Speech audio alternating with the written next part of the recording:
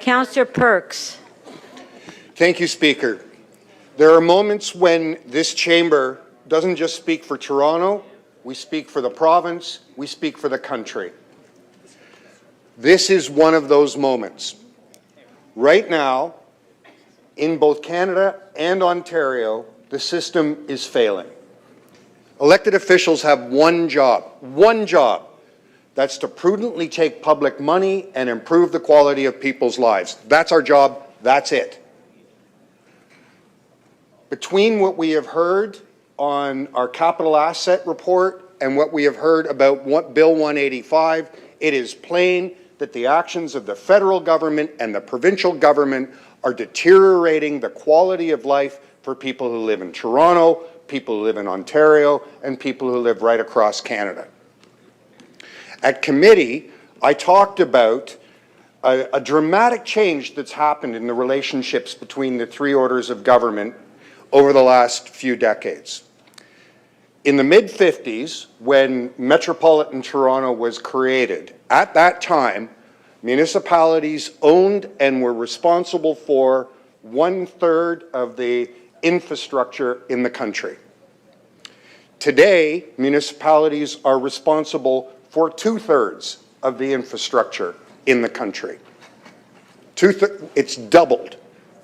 What has happened is the federal governments and provincial governments have decided that they will not build the bridges, they will not build the sewers, they will not build the community facilities, they will not make sure that transit systems have the buses, streetcars, and subways to continue to operate. They will not repair tracks.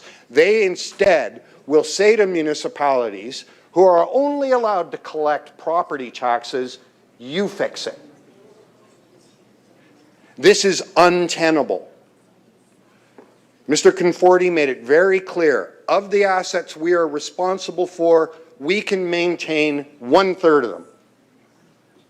That means, and it says in the report, the quality of services to people who live in Toronto will begin to fail. This is not just happening here, it is happening everywhere in the country. It is the great Canadian swindle. As Hazel McCallion always said, the federal government has the money, the provinces have the authority, and the municipalities have to clean up the mess. Turning now to the other piece, which is this odious Bill 185. The province of Ontario keeps saying that they want to build housing.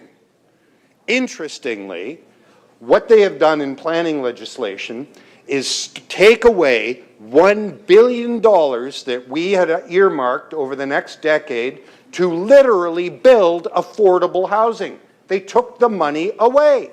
It's gone. What we have instead is a piece of legislation that will inflate land values throughout the GTA by billions of dollars. So what the provincial government has done is said, the quality of life for the people who live in the City of Toronto will decline by $2 billion when you add all the other stuff. However, people who have the good fortune to own land will make billions of dollars. They have turned the purpose of government on its head. The purpose of government is not to enrich private individuals who have the good fortune to own large pieces of land. The purpose of government is to make sure that the families Mayor Chow was talking about enjoy a high quality of life. Kids can go to schools that aren't falling down. They can go to playgrounds where the water feature works. They can go on a bus that actually arrives. Their parents can get decent jobs in employment lands that are protected. All of the things that make not just Toronto succeed, but make every municipality in the province succeed are being stripped out.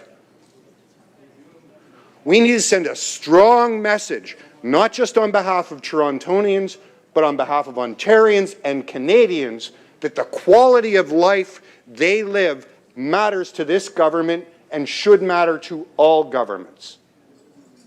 I want to thank city staff for making this really stark moment in Canada's history plain and clear to all of us, and hope that we fight back and win.